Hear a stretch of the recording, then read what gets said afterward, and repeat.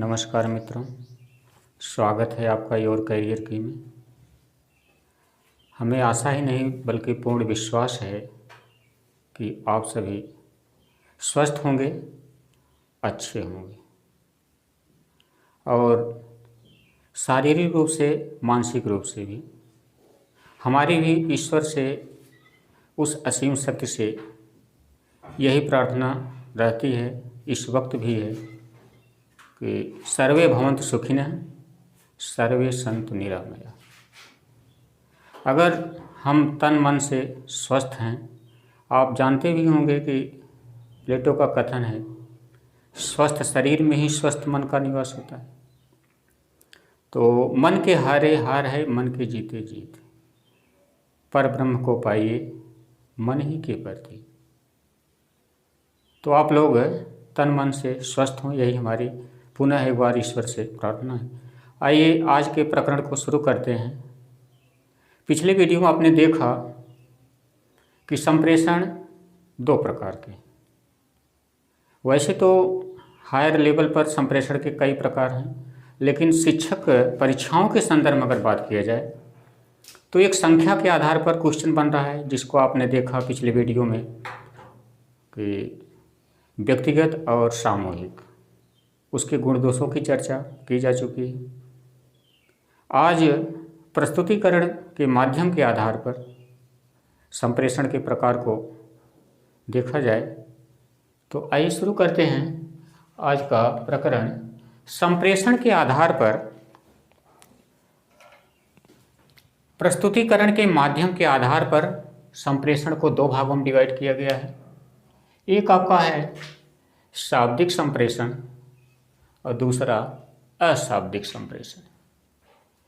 अशाब्दिक संप्रेषण को दो भागों में डिवाइड किया गया, लिखित, मौखिक। कि वह संप्रेषण का रूप जो लिख करके संप्रेषण ग्राही तक पहुंचाया जाए, लिखित स्वरूप होता है, और वह स्वरूप जो कि मुख से बोल करके संप्रेषण किया जाए, वो क्या होता है? मौखिक संप्रेषण होता है। अशाब्दिक की अगर बात करें तो अशाब्दिक को भी दो प्रकारों में डिवाइड किया जा सकता है, एक वाणी द्वारा और दूसरा वाणी के बिना। ये तो आपको रूपरेखा, रेखा चित्र के माध्यम से प्रस्तुत किया गया, लेकिन ये कुछ किताबों में एक दूसरे तरह से भी प्रस्तुत किया गया है इस प्रकार को। यहाँ पर देखिए आप, संप्रेषण के प्रकार, एक आपका हो गया शाब्दिक, दूसरा अशाब्दिक।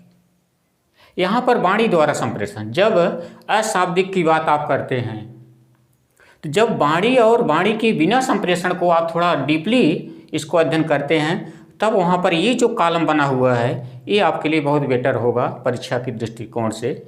चाहे टेट की परीक्षा हो, चाहे सुपर टेट की परीक्षा हो, वहाँ के जो क्वेश्चन बनेंगे इससे हायर लेवल के नहीं बन सकते। इसलिए इस रूपरेखा को ध्यान में रखते हुए ये भी जो आपका एक प्रकार प्रस्तुत किया गया है कुछ लेखकों द्वारा, उसको भी ध्यान में रखें कि वाणी द्वारा संप्रेषण है, एक वाणी के बिना संप्रेषण है।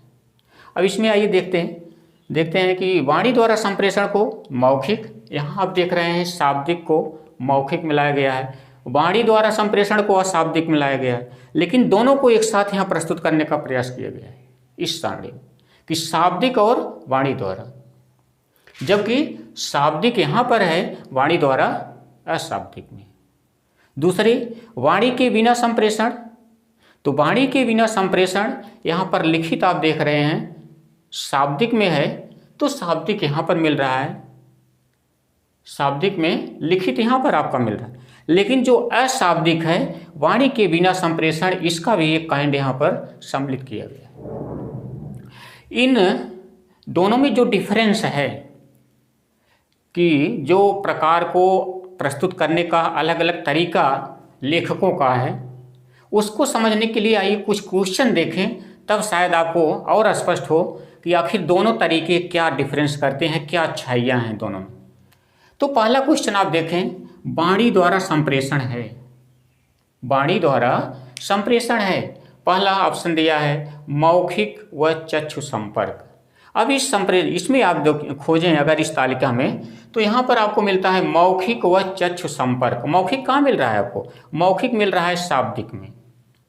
चक्षु संपर्क कहाँ मिल रहा है? अशाब्दिक में मिल रहा है।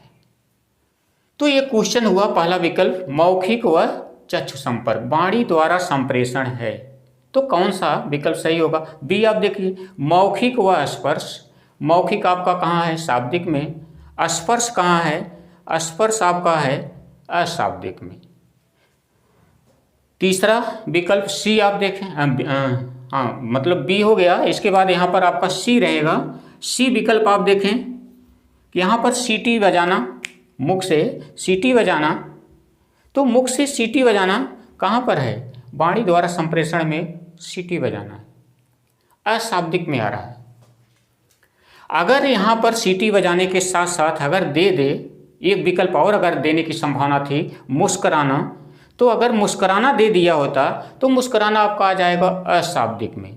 तो शायद ये भी विकल्प आपका गलत हो जाता, तब वहाँ पर आपका विकल्प सही होता, डी सही होता। लेकिन अगर यहाँ मुस्कुराना नहीं दिया है, अगर मुस्कुराना नहीं दिया है तो आपका डी विकल्प न सही हो करके विकल्प सी सही हो जाएगा। एक बार इसको प्लेबैक करके आप फिर देखिएगा कि इस क्वेश्चन को आप समझ जाते हैं तो शायद दोनों में क्या डिफरेंस है, इसको बहुत स्पष्ट रूप से आप समझ जाएंगे कि वाणी द्वारा संप्रेषण आपका है, लेकिन जो शाब्दिक अशाब्दिक का यहाँ पर डिफरेंस हुआ है इस तालिका में, उसका जो उदाहरण प्रस्तुत किया गया है, उदाहरण में दोनों में यहाँ से आप स्पष्ट जो नहीं कर पाएंगे बातें, वो उस तालिका से स्पष्ट हो जाती हैं। तो जिन किताबों में आपको ये तालिका, ये आपका स्वरूप मिलता है रेखा चित्र, इससे पढ़ें, साथ में आप इसको भी देखें, तालिका को भी। अगर किसी किताब में आपको तालिका ही मिल जाती है तो आप ये रूपरेखा जो प्रस्तुत किया गया है इसके द्वारा कंपैरेटिव ढंग से अध्ययन करके उसके बाद इस क्वेश्चन को हल करने का प्रयास करें। शायद आपके लिए बहुत अच्छे ढंग से इस पर कमांड हो जाएगी, इस टॉपिक पर, कि संप्रेषण का जो प्रकार है, मतलब प्रस्तुतिकरण के माध्यम के आधार पर, वो शायद आपके लिए बहुत अच्छे से कमांडिंग हो जाएगी, बहुत अच्छा तैयार हो जाएगा। सेकंड क्वेश्चन जरा देख लें। लिखित संप्रेषण है। यहाँ अगर आप देखते हैं तो लिखित आपका सीधा सीधा मिल जाता है कि शाब्दिक, लेकिन वाणी बिना संप्रेषण और वाणी द्वारा संप्रेषण यहाँ अशाब्दिक आ जाता है। और क्वेश्चन क्या है? लिखित पूछ रहा है। तो अगर ये तालिका का आप सहारा नहीं लेते हैं, यहाँ से स्पष्ट इस तालिका से जिन किताबों में दिया गया है शायद आप न कर पाएँ। तो ध्यान दीजिए, इस तालिका द्वारा जरा इसको हल करें कि लिखित संप्रेषण है। यहाँ देखिए लिखित संप्रेषण यहाँ पर है। अब इसके विकल्पों पर आते हैं कि ए शाब्दिक। तो शाब्दिक कहाँ पर है? आप देख रहे हैं ऊपर। फिर इसके बाद वाणी बिना संप्रेषण। तो वाणी द्वारा संप्रेषण हुआ, वाणी के बिना संप्रेषण हुआ। तो लिखित पूछ रहा है कि लिखित संप्रेषण है, शाब्दिक वाणी बिना संप्रेषण। तो यहाँ पर आप देखिए कि शाब्दिक यहाँ पर है, वाणी के बिना यहाँ है। तो ऑप्शन आप डायरेक्ट यहाँ से पकड़ लेंगे कि नहीं, आपका जो ये विकल्प है यही सही है। लेकिन यहाँ जिन पुस्तकों में, जिन लेखकों के द्वारा ये रेखा चित्र प्रस्तुत किया गया है, ऐसे प्रश्न का आंसर वहाँ से शायद ही मिल पाए। तो लिखित संप्रेषण में ये आप दूसरे विकल्पों को जरा देखें। बी शाब्दिक वाणी द्वारा संप्रेषण। तो शाब्दिक तो आ रहा है इसमें, लिखित संप्रेषण में शाब्दिक तो ये सही है। लेकिन जो ये विकल्प इसमें और ऐड कर दे रहा है कि शाब्दिक वाणी द्वारा, तो वाणी द्वारा यहाँ पर आ जा रहा है, तो लिखित यहाँ नहीं, यहाँ मौखिक हो जा रहा है। तो इस तरह से ये विकल्प आपका क्या हो जाएगा? गलत हो जाएगा। फिर देखिए सी अशाब्दिक वाणी बिना संप्रेषण। तो अशाब्दिक कहाँ पर है? अशाब्दिक यहाँ पर जा रहा है। वाणी बिना संप्रेषण, तो वाणी अशाब्दिक वाणी बिना संप्रेषण। तो लिखित क्या है? अशाब्दिक में नहीं जा रहा है, ये शाब्दिक में है। तो ये भी विकल्प आपका क्या हो जा रहा है? गलत हो जा रहा है। उपरोक्त में सभी, जब आपका एक सही है दो गलत हैं तो उपरोक्त सभी होगा ही नहीं। इस तरह से ये जो क्वेश्चन आपके हैं, इन क्वेश्चन को अगर आप विधिवत अच्छे से समझ लें तो शायद जो संप्रेषण के प्रकार हैं उसको आप बहुत अच्छे से, जो शिक्षक भर्ती परीक्षाओं में क्वेश्चन बनते हैं उसको अच्छे से कर सकते हैं। इसके अलावा जो इसके पहले वीडियो में अपलोड किया जा चुका है कि संख्या के आधार पर, उसको वहाँ से देखें। इसके अलावा हायर लेवल पर जो परीक्षाएं होती हैं नेट की या जो और दूसरी कॉम्पिटिटिव परीक्षाएं हैं, तो संप्रेषण के अन्य प्रकारों पर भी चर्चा होती है, जैसे संचार के प्रवाह के आधार पर या क्षेत्र के आधार पर या माध्यम के आधार पर। तो उतने डीपली में आपको जानने की आवश्यकता नहीं, आपके सिलेबस में केवल 2 ही प्रकारों की चर्चा की गई, क्वेश्चन वहीं से बनते हैं। इसको आप तैयार कर लें। अगर यहाँ से कोई आपको क्वेश्चन बनता है मन में तो आप उसको कमेंट करिएगा, तो शायद नेक्स्ट वीडियो में उसका हल हम प्रस्तुत करेंगे। कि शायद इस तरह से कुछ ही किताबों में आपको मिले कि दोनों एक साथ दिए गए हों, तो अलग अलग अगर आप पढ़ते हैं तो हो सकता है आपके मन में कुछ क्वेश्चन बने। तो उसके लिए प्लीज़ कमेंट करिएगा, और क्वेश्चन अगर कुछ बनता है उसको अपने कमेंट में शामिल करिए, उसका आंसर अगले वीडियो में दिया जाएगा। इसके बाद बात आती है संप्रेषण के सिद्धांतों की। तो संप्रेषण के सिद्धांतों को, जो मुख्य सिद्धांत हैं, उसकी चर्चा भी कर देना चाहते हैं। तो संप्रेषण के सिद्धांतों के संदर्भ में आइए चर्चा करते हैं। आइए मित्रों, देखते हैं संप्रेषण के सिद्धांत। तो संप्रेषण के सिद्धांत में पहला जो सिद्धांत है, सजगता का सिद्धांत।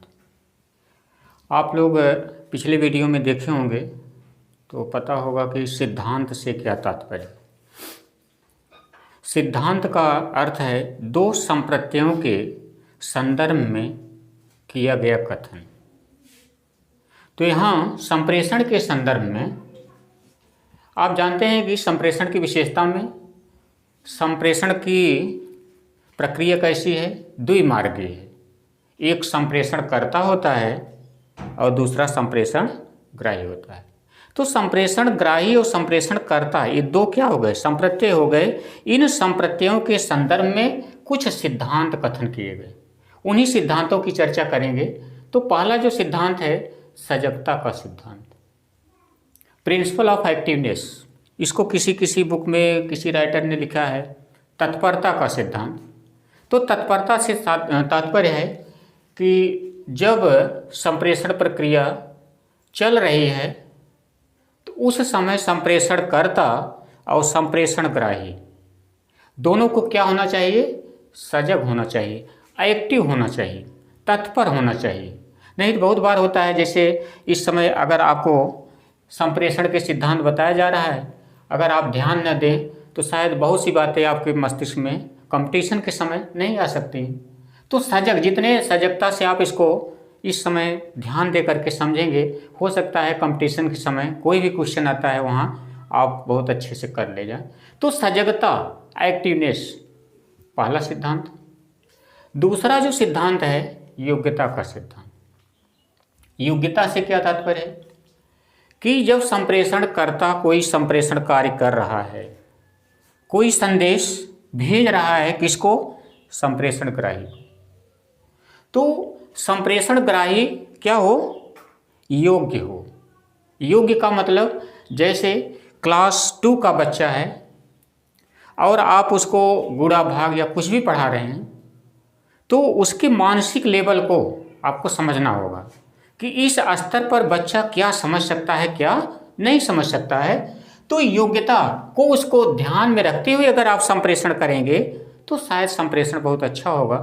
तो संप्रेषण का जो सिद्धांत योग्यता का है, तो योग्यता केवल संप्रेषण ग्राही की ही नहीं है, बल्कि संप्रेषण कर्ता को भी योग्य होना चाहिए। कहने का मतलब, जैसे अगर हम संप्रेषण के सिद्धांत आपको बता रहे हैं, अगर योग्यता न हो कि योग्यता का सिद्धांत के अनुसार ही अगर संप्रेषण क्या है, उस संप्रेषण में कौन कौन से पक्ष होते हैं, संप्रेषण में कौन कौन से प्रक्रिया के मतलब तत्व हैं, अगर इन सब बातों को ध्यान में न रखें तो हमारा भी आपके सामने कथन करना क्या होगा, अयोग्य होगा। आप भी उतने अच्छी तरह से संतुष्ट नहीं हो सकते हैं। तो योग्य केवल संप्रेषण कर्ता और संप्रेषण ग्राही दोनों को होना चाहिए, केवल किसी एक पक्ष को योग्य होना नहीं है। तो इस तरह से योग्यता का सिद्धांत हुआ। अगला है पृष्ठपोषण का सिद्धांत। पृष्ठपोषण, फीडबैक जिसको आप बोलते हैं। पृष्ठपोषण से क्या तात्पर्य है, जैसे कहानी कोई कह रहा है तो सामने वाला जो कहानी सुन रहा है उसको कुछ न कुछ आंसरिंग, हूँ हाँ कुछ करते रहना होता है। तो जो संप्रेषण करता है उसको लगता है कि नहीं, जो संप्रेषण ग्राही है वो क्या है, सजग है, पूरी तरह से तत्पर है जानने के लिए। तो पृष्ठपोषण, जैसे अभी आपने देखा योग्यता दोनों के लिए मस्ट है, किसके लिए, संप्रेषण कर्ता के लिए और संप्रेषण ग्राही के लिए, उसी तरह पृष्ठपोषण भी संप्रेषण प्रक्रिया में मिलना जरूरी है, चाहे संप्रेषण ग्राही हो चाहे संप्रेषण कर्ता हो। तो पृष्ठपोषण का सिद्धांत जो है ये बताता है कि दोनों पक्षों के द्वारा पृष्ठपोषण मिलना मस्ट है। इसके बाद अगला है सहभागिता का सिद्धांत। कह लीजिए पहले शिक्षक केंद्रीय शिक्षा थी, बाद में बाल केंद्रीय शिक्षा हुई, और वर्तमान में सहभागिता का जो सिद्धांत है ये बता रहा है कि नहीं, न तो शिक्षक केंद्रित हो न तो बाल केंद्रित हो, बल्कि दोनों को एक्टिव होना है। तो कहने का मतलब बाल केंद्रित और शिक्षक केंद्रित के बीच का समन्वित रूप ये है सहभागिता का सिद्धांत, कि दोनों को किसी भी प्रकरण के संदर्भ में पूर्ण रूप से क्या होना चाहिए, भागीदारी करनी चाहिए उस संदर्भ में जिस संदर्भ में संप्रेषण कार्य चल रहा है। इसके बाद विषय वस्तु की उपयुक्तता का सिद्धांत आता है। विषय वस्तु कहने का मतलब जिस संदेश को या जिस प्रकरण को संप्रेषण कर्ता संप्रेषण ग्राही को दे रहा है, उस संप्रेषण के संदर्भ में जो विषय वस्तु है वो भी अपने आप में क्या हो, पूर्ण हो, उस लेवल की हो जिससे संप्रेषण कर्ता संप्रेषण ग्राही दोनों आसानी से उसको समझ सकें। तो ये मुख्य सिद्धांत हुए संप्रेषण के। तो संप्रेषण के सिद्धांतों के बाद आइए देखते हैं संप्रेषण की प्रक्रिया। संप्रेषण की प्रक्रिया में कुछ ऐसे तत्व हैं जिनको एक रेखा चित्र के द्वारा समझा जा सकता है। तो सबसे पहले संप्रेषण करता है, इधर आप यहाँ लिखना होगा संप्रेषण कर्ता। तो संप्रेषण कर्ता से ही संप्रेषण प्रक्रिया क्या होती है, प्रारंभ होती है। अब इधर होगा संप्रेषण ग्राही। संप्रेषण ग्राही, तो संप्रेषण कर्ता से ही संप्रेषण क्रिया प्रारंभ होती है। सबसे पहले वो क्या करता है, संप्रेषण प्रक्रिया में इनकोडिंग करता है। इनकोडिंग का मतलब हुआ वह प्रक्रिया जिसमें किसी संदेश को प्रतीकों या कह लीजिए चिन्हों के द्वारा उसको अपने शब्दों में क्या करता है, अपने शब्दों में प्रस्तुत करने के लिए तत्पर होता है। वो क्या हुआ, इनकोडिंग हुआ। इनकोडिंग के बाद वो संदेश कहाँ भेजता है, संप्रेषण ग्राही को। तो जब संप्रेषण ग्राही के पास वो संदेश पहुँचता है तो वहाँ पर सबसे पहली प्रक्रिया जो संप्रेषण ग्राही करता है वो डिकोडिंग करता है। जो इन्होंने इनकोडिंग कूटकरण करके संदेश को भेजा, उस कोडिंग को वो डिकोडिंग मतलब उस संदेश को पढ़ने के लिए उसको अपने शब्दों में क्या करता है, व्याख्या करता है। और व्याख्या करके तब फिर वो अपने संदेशों को इनकोडिंग करना चाहता है, किसके लिए, जो आपका संप्रेषण करता है। तो संप्रेषण की प्रक्रिया में ये लगातार क्रियाएं चलती रहती हैं, संप्रेषण कर्ता से और संप्रेषण ग्राही तक। बीच में संदेश क्या होता है, एक उद्दीपक होता है जो कि संप्रेषण कर्ता द्वारा संप्रेषण ग्राही को उद्दीप्त करता है उस प्रकरण के संदर्भ में। तो संप्रेषण जो प्रक्रिया है इसी से रिलेटेड आपका संप्रेषण प्रक्रिया के तत्व, ध्यान दीजिए। जो संप्रेषण प्रक्रिया में आपने देखा है ये रेखा चित्र के माध्यम से, उन्हीं को एक एक करके अगर आप देखेंगे, केवल संप्रेषण संदर्भ को हटा दिया जाए, अलग कर दिया जाए, तो और जो टॉपिक बच रहे हैं और जो इसके पॉइंट बच रहे हैं सब इस रेखा चित्र में प्रदर्शित हैं। तो सबसे मस्ट है आपको समझना, अगर पूछता है परीक्षाओं में या क्वेश्चन बनते हैं कि संप्रेषण प्रक्रिया के तत्व कौन कौन से हैं, भौतिक संदर्भ के संदर्भ में अगर कोई उदाहरण पूछता है तो आपको ये पॉइंट मस्ट है समझना कि संप्रेषण संदर्भ क्या होता है। यहाँ आप केवल औचित्य की बात करें, औचित्य, अगर संप्रेषण संदर्भ समझना है तो आप सबसे पहले समझ लीजिए कि संप्रेषण का औचित्य क्या है। बहुत सी बातें होती हैं कि अगर उचित समय पर न कहा जाए तो अच्छी बातें होती हुई भी क्या हो जाती हैं, वो संप्रेषण अनुचित हो जाता है। तो इस संप्रेषण संदर्भ में उचितता की बात तय करना होता है। और किस संदर्भ में, सबसे पहले भौतिक संदर्भ में। भौतिक संदर्भ में विद्यालय की कक्षा या कक्षा का वातावरण या TLM टीचिंग लर्निंग मटेरियल, वो सब आते हैं कि उचित है कि अनुचित। जैसे अगर किसी प्रक्रिया के संदर्भ में यहाँ की ही बात लें, अगर रेखा चित्र का यहाँ उचित है कि हाँ संप्रेषण प्रक्रिया कैसे प्रदर्शित किया जाए, परीक्षाओं में अगर आता है तो इसको अगर प्रदर्शित करना हुआ, अगर इसको आप नहीं प्रदर्शित करना है क्या भौतिक संदर्भ के अंतर्गत, ये संप्रेषण संदर्भ में ये पॉइंट आपका हट जा रहा है, संप्रेषण प्रक्रिया उतना प्रभावी नहीं होगी। तो इसको ध्यान में रखना होगा कि किस प्रकरण को किस ढंग से हमको प्रस्तुत करना है, वही क्या आएगा भौतिक संदर्भ में। जैसे अगर पृथ्वी के बारे में जानकारी देना हुआ, आपको ग्लोब का प्रयोग करना होगा, चार्ट का प्रयोग, ये सब क्या भौतिक संदर्भ में आ जाएंगे। तो कब क्या औचित्य बनता है संप्रेषण संदर्भ में, वही भौतिक संदर्भ हुआ। इसके बाद सेकंड सामाजिक संदर्भ की बात आती है कि विद्यालय का परिवेश कैसा है और कक्षा का परिवेश कैसा है, एक दूसरे बच्चों का एक दूसरे से संबंध क्या है, छात्र बच्चों का संबंध क्या उनका संबंध है। इस तरह से सामाजिक संदर्भ में वो पॉइंट आते हैं। मनोवैज्ञानिक संदर्भ में औपचारिक अनौपचारिक की बात आती है कि संबंध कैसा है। जैसे बहुत से बातें होती हैं औपचारिक ढंग से, कहीं जैसे आप किसी डॉक्टर के पास गए हैं तो वहाँ पर आप घरेलू बातें न करें तो शायद वहाँ पर क्या होगा, मनोवैज्ञानिक संदर्भ के अनुसार उचित होगा। लेकिन कहीं आप उसी डॉक्टर से या उसी शिक्षक से कहीं आप बाजार में मिलते हैं या किसी अन्य स्थानों पर मिलते हैं, अगर थोड़ा उससे व्यक्तिगत रूप से हालचाल कर लेते हैं तो क्या मनोवैज्ञानिक संदर्भ के अंतर्गत उचित माना जाएगा। तो कब क्या उचित है मनोवैज्ञानिक संदर्भ के अंतर्गत, उसको भी ध्यान में रखा जाता है। लास्ट है समय संदर्भ। समय संदर्भ में भी समय का ध्यान रखना होता है। जैसे बहुत सी बातें होती है जो समय के सुबह के समय आप कह देते हैं तो बहुत से लोग नहीं इन्वाइट करते हैं, अरे सुबह सुबह एक कैसी बातें आप निकाल, तो उस समय के संदर्भ में कब किस समय क्या उचित होता है उसको भी ध्यान में रखते हुए अगर आप बातें करते हैं, संप्रेषण प्रक्रिया करते हैं, तो संप्रेषण संदर्भ के अंतर्गत ये सब बातें सम्मिलित हैं। इसके बाद सेकंड पॉइंट आता है मैसेज का।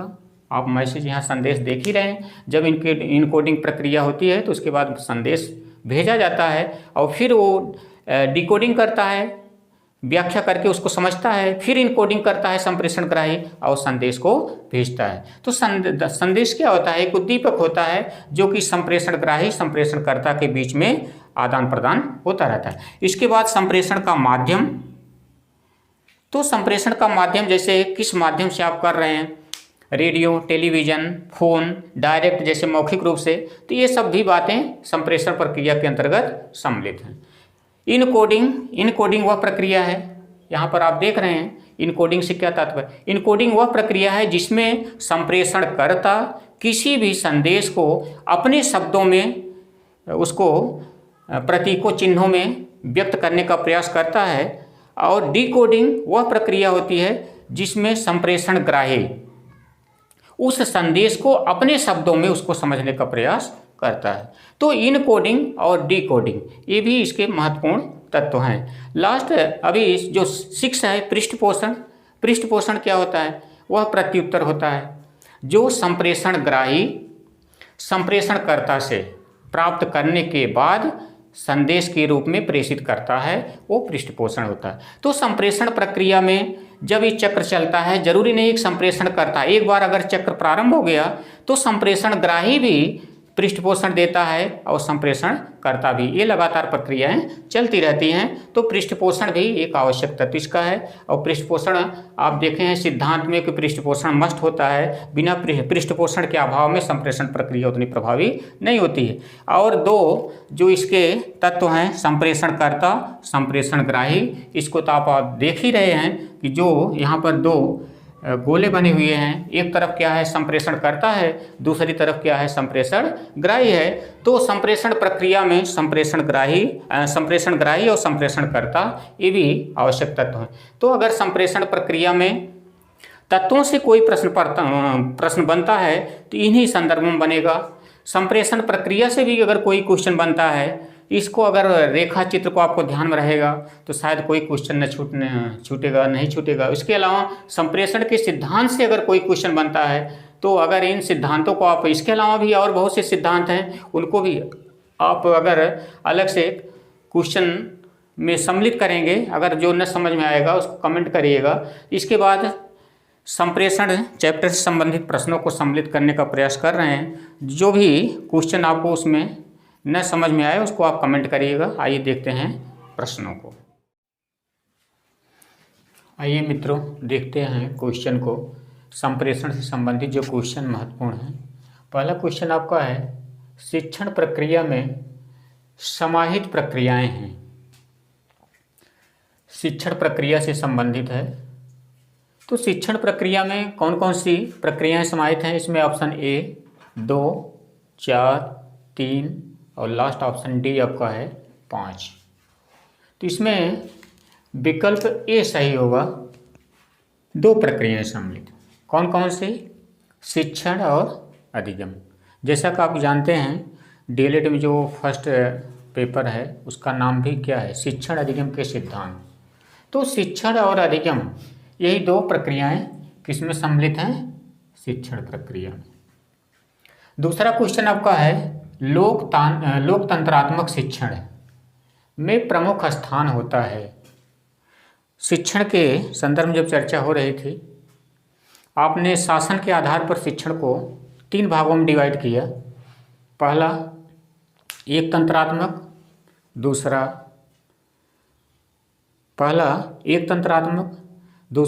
लोकतंत्रात्मक और तीसरा बाल केंद्रित शिक्षण।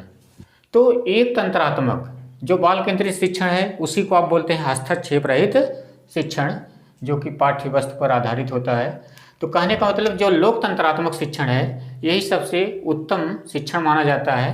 तो इसमें प्रमुख स्थान किसका होता है? तो लोकतंत्रात्मक शिक्षण में सबसे प्रमुख स्थान किसका होता है? छात्र का होता है। तो बालक के रुचि, उसके स्वभाव, उसकी योग्यता इत्यादि पर ध्यान दे करके समता, न्याय, बंधुत्व इत्यादि जो लोकतंत्रात्मक गुणों के स्तंभ हैं उनको ध्यान में रख करके अगर शिक्षण कार्य किया जाता है तो आता है लोकतंत्रात्मक शिक्षण, जिसमें बालक का या छात्र का प्रमुख स्थान होता है। एक तंत्रात्मक शिक्षण में शिक्षक का स्थान प्रमुख होता है और हस्तक्षेप रहित शिक्षण में पाठ्य विषय का प्रमुख स्थान होता है। इसके बाद अगला क्वेश्चन जो है संप्रेषण के लिए कक्षा का वातावरण कैसा होना चाहिए? वातावरण की बात हो रही है कि कक्षा का वातावरण कैसा होना चाहिए। इसमें दिया है ए अनुशासनात्मक, बी सौहार्दपूर्ण, सी प्रकाशपूर्ण और लास्ट डी नीरस। तो ज़्यादातर लोग अनुशासनात्मक पर ही ध्यान देते हैं कि नहीं, कक्षा का वातावरण जब तक अनुशासनात्मक नहीं होगा तब तक संप्रेषण प्रक्रिया अच्छे ढंग से नहीं हो सकती। लेकिन यहाँ पर आपका विकल्प ए न सही होकर के विकल्प आपका बी सही है। जब सौहार्दपूर्ण वातावरण रहता है तो उस कक्षा का वातावरण अपने आप क्या होता है? अनुशासनात्मक होता है। इसलिए ए विकल्प न होकर के बी विकल्प आपका सही हो। इसके बाद संप्रेषण प्रक्रिया के प्रमुख तत्व में शामिल नहीं है। यहाँ पर आपको सबसे पहले ध्यान देना है, ध्यान से पढ़ना है कि प्रमुख की बात हो रही है। तत्वों की बात होती तो दूसरा इसका आंसर बन जाता, लेकिन जब प्रमुख तत्व की बात की जा रही है तो पहला इसमें विकल्प दिया है ए संदेश, बी संदेश प्राप्तकर्ता मतलब संप्रेषण ग्राही, फिर सी भाषा और लास्ट में माध्यम। तो यहाँ जो प्रमुख तत्व नहीं है वो है भाषा। संप्रेषणकर्ता से ही संप्रेषण प्रक्रिया प्रारंभ होती है, माध्यम होना मस्ट है और संदेश तो होगा ही तभी तो संप्रेषण क्रिया संपन्न होगी। तो भाषा यहाँ पर प्रमुख तत्व में नहीं आए। अगर यही क्वेश्चन आपका होता कि संप्रेषण प्रक्रिया में तत्वों में शामिल है, अगर भाषा रहे तो भाषा हो जाएगी, लेकिन जब प्रमुख तत्व की बात हो रही है तो वहाँ पर भाषा नहीं है। इसके बाद संप्रेषण के प्रकार, अभी चर्चा हुई कि संप्रेषण मुख्य रूप से 2 प्रकार हैं। शिक्षक शिक्षा संबंधी परीक्षाओं की दृष्टि से, वैसे इसके और भी प्रकार हैं। तो यहाँ आपको केवल शिक्षक शिक्षा से संबंधित परीक्षाओं की दृष्टि से आंसर जो इसका ए विकल्प है इसको मानना है। वैसे तो 4 हो सकते हैं अन्य परीक्षाओं की दृष्टि से। यहाँ शिक्षक शिक्षा के संदर्भ में केवल 2, आपका एक संख्या के आधार पर है, दूसरा प्रस्तुतिकरण के माध्यम के आधार पर। तो इस तरह से संप्रेषण के प्रकार मुख्य रूप से 2 हैं। इसके बाद है संप्रेषण की भौतिक बाधा। यहाँ ध्यान दीजिए कि बाधाओं के संदर्भ में अगर बात करें, आप जानते होंगे कि बाधाएं 3 तरह की होती हैं, एक संप्रेषणकर्ता से संबंधित होती हैं, एक संप्रेषण माध्यम से संबंधित, और लास्ट में जो संप्रेषण ग्राही है उससे संबंधित। तो जो संप्रेषण में भौतिक बाधा आ रही है ये संप्रेषण माध्यम से संबंधित है। तो यहाँ पर आपका ऑप्शन ए शोर, बी दूरी, सी अदृश्यता और डी उपरोक्त सभी।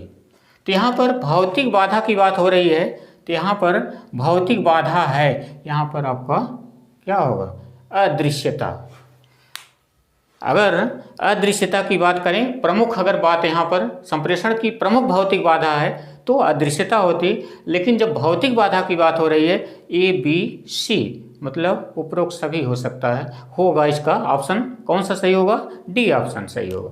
इसके बाद क्वेश्चन नंबर 7 में कक्षा कक्ष में संप्रेषण प्रक्रिया कैसी होनी चाहिए। तो कक्षा कक्ष की बात जब हो रही है तो उसमें संप्रेषण प्रक्रिया ए आपका विकल्प है प्रजातांत्रिक, बी सामान्य, सी मिला जुला, डी एक तांत्रिक। तो यहाँ पर कक्षा कक्ष में एक तांत्रिक इसलिए नहीं होगा कि बाल केंद्रित शिक्षा में शिक्षक केंद्रित शिक्षा का कॉन्सेप्ट नहीं होगा। तो यहाँ पर शासन के आधार पर जो शिक्षक केंद्रित शिक्षा है या शिक्षक केंद्रित जो संप्रेषण है उसको एक तांत्रिक में सम्मिलित किया गया है। तो डी न होकर के आपका कौन सा ऑप्शन सही होगा, ए सही होगा कि कक्षा का वातावरण प्रजातांत्रिक होना चाहिए। इसके बाद अगला नेक्स्ट क्वेश्चन है संप्रेषण कला में निपुणता। संप्रेषण कला में निपुणता की सबसे अधिक जरूरत होती है। किसको जरूरत होती है, वकील को, कृषक को, शिक्षक को, इन सभी को। तो यहाँ एक सामान्य सा कॉन्सेप्ट बन जाता है कि नहीं सब यहाँ जो डी ऑप्शन है ये सही होगा, लेकिन आप ध्यान रखिए जो बी है कृषक को यहाँ पर इन्वाइट करना है, तो कृषक अगर नहीं होगा तो इन सभी नहीं होगा, तो यहाँ पर वकील भी नहीं होगा, आपको डायरेक्ट आना है शिक्षक पर। आप वकील को रख सकते हैं कि नहीं संप्रेषण वहाँ भी आवश्यक है, लेकिन वहाँ तथ्यों के आधार पर होता है, साक्ष्य के आधार पर होता है, इसलिए यहाँ पर इसको न रख करके संप्रेषण क्रिया में सबसे अधिक जरूरत जो निपुणता की होती है वो शिक्षक की होती है। किसी प्रकरण के संदर्भ में उसको हर बातों को स्पष्ट करना होता है। अगला जो क्वेश्चन है 9, संप्रेषण प्रक्रिया के दौरान 2 या 2 से अधिक व्यक्तियों के बीच किस प्रकार का विनिमय संभव नहीं है। तो यहाँ पर नहीं है, अगर नहीं पर ध्यान नहीं जाएगा तो क्वेश्चन गलत हो जाएगा, इसलिए आप संभव नहीं है उसको ध्यान में रख करके अगर ऑप्शन पढ़ेंगे तब आप सही टिक लगा देंगे। ए आपका है तथ्य एवं सूचना, बी है निर्देश एवं निर्णय, सी हाव भाव, डी भौतिक आदान प्रदान। तो यहाँ पर जो भौतिक आदान प्रदान की बात हो रही है ये आपका नहीं होगा, इस तरह से ऑप्शन डी सही हो जाता है इस क्वेश्चन में। इसके बाद अगला क्वेश्चन 10th, संप्रेषण प्रक्रिया है। संप्रेषण प्रक्रिया कैसी प्रक्रिया है, मनोवैज्ञानिक, बी गत्यात्मक, सी सामाजिक, डी ए सभी। तो इस प्रश्न में जो विकल्प डी है, कहने का मतलब संप्रेषण प्रक्रिया मनोवैज्ञानिक भी है, गत्यात्मक गतिशील भी होती है, और लास्ट में जो सामाजिक है ये भी जो आपने संप्रेषण संदर्भ पढ़ा है वहाँ से आंसर आपको मिल जाता है कि तीनों हैं। आपका मतलब विकल्प जो डी है ये सही हो जाएगा इस क्वेश्चन। अगला क्वेश्चन आपका है कक्षा शिक्षण की प्रक्रिया। कक्षा शिक्षण की प्रक्रिया किस प्रकार का संप्रेषण है। यहाँ पर ऑप्शन ए व्यक्तिगत, बी सामूहिक और सी ए व बी दोनों, डी कोई नहीं। तो यहाँ पर जो कक्षा कक्ष की संप्रेषण प्रक्रिया है यहाँ पर एक कॉन्सेप्ट बन सकता है कि बच्चे समूह में रहते हैं तो सामूहिक होगा, नहीं यहाँ पर आपको व्यक्तिगत पर भी ध्यान देना है कि अगर कोई शिक्षक किसी एक बालक से संप्रेषण करता है, क्वेश्चन पूछता है, कुछ उससे जवाब मांगता है, तो इस तरह से दोनों होगा, व्यक्तिगत भी होगा और सामूहिक भी होगा। तो यहाँ पर कौन सा विकल्प सही हो जाएगा, सी सही होगा, न कि ए सही होगा। तो अगला क्वेश्चन जो लास्ट है उस पर आइए देखते हैं किस प्रकार के संप्रेषण में सदैव पर ध्यान रखिए, सदैव भाषा का प्रयोग किया जाता है?